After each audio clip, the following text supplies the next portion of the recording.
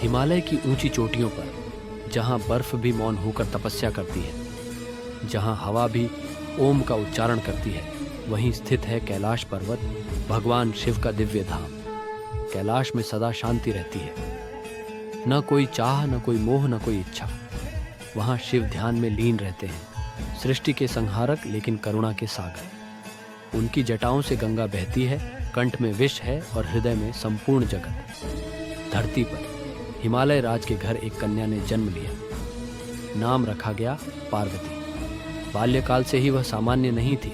जहां अन्य बालिकाएं खेलती, वहां पार्वती ध्यान में बैठती। जहां लोग आभूषणों की बात करते, वहां मेनका पूछती, बेटी क्या चाहती हो जीवन में? पार्वती शांत स्वर में कहती, मुझे शिव चाहिए। ये कोई साधारण इच्छा नहीं थी, ये पूर्व जन्म की स्मृति थी। सती का स्मरण। पार्वती वास्तव में देवी सती का पुनर्जन्म थी, जिन्होंने शिव के अपमान को सहन न कर यज्ञ कुंड में स्वयं को समर्पित कर दिया था। शिव तब से वैराग्य में चले गए थे। न प्रेम, न विवाह, न संसार। पार्वती जानती थी, शिव को पाने के लिए केवल प्रेम नहीं, तपस्या चाहिए। देवताओं की चिंता। एक समय असुर तारकासुर का आतंक बढ़ गया। उसके वरदान के अनुसार केवल शिवपुत्र ही उसका वध कर सकता था। देवता चिंतित हुए। वे ब्रह्मा और विष्णु के पास गए।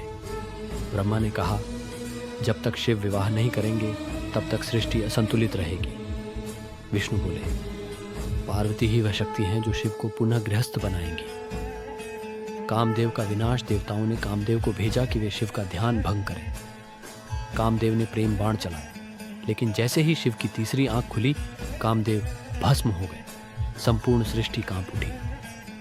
पार्वती ने देखा, शिव को पाने का मार्ग और कठिन हो गया। पार्वती की कठोर तपस्या। पार्वती ने सब कुछ त्याग दिया, न वस्त्र, न आभूषण, न भोजन, केवल तप। पहले फल फूल खाए, फिर पत्ते, फिर जल और अंत में केवल वायु।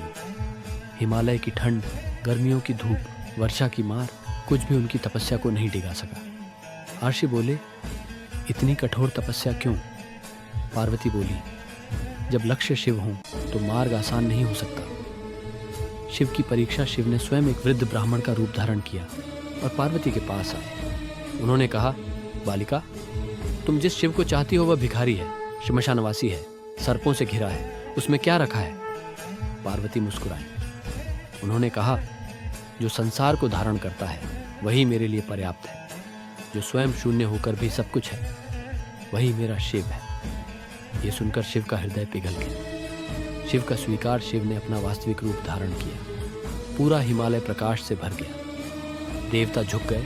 आर्षि मंत्र पढ़ने लगे। शिव बोले, पार्वती, तुम्हारी भक्ति ने मेरे वैराग्य को भी परास्त कर दिया। पार्वती ने चरणों में शीश रखा। दिव्य विवाह। कैलाश में शिव पार्वती का विवाह हुआ। विष्णु कन्यादान में थे। ब्रह्मा वेद पढ़ रहे थे। देवता पुष्प वर्षा कर रहे थे। शिव का बारात अद्भुत थी। भूत, प्रेत, गंधर्व, नाग। लेकिन पार्वती का प्रेम सबको पवित्र कर रहा था। शक्ति और शिव का मिलन। यह विवाह केवल दो आत्माओं का नहीं था, यह शिव और शक्ति का मिलन था। चेतना और ऊर्जा का संगम, पुरुष और प्रकृति का संतुलन। इससे सृष्टि में नया जीवन प्रवाहित हुआ। कथा का आध्यात्मिक अर्थ शिव हमें सिखाते हैं।